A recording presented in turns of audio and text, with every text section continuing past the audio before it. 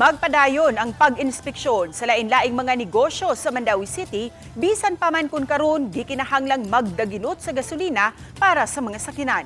Ano ang report ni Nico Sereno? Ipadayon ang pagsuroy aron pag-inspeksyon sa lain-laing establishmento.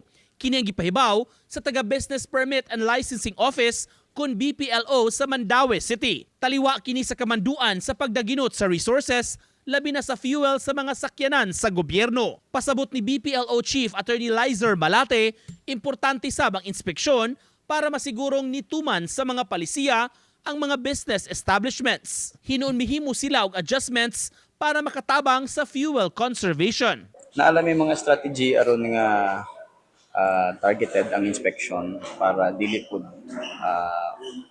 kana ganing dako ang spread sa area aron nga makatipid pud gamay sa gasolina. And then nag-shift pud mi nga more of the motor among gamiton instead nga daghan lain-lain nga kinsa ray schedule usa na sa mo ang i-strategize karon.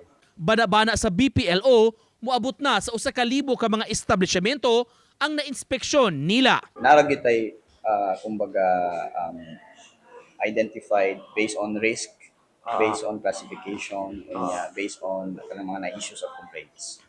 So katong mga low risk ra dili pa to nato sila priority. Nico Sereno, Balitang Bisdak.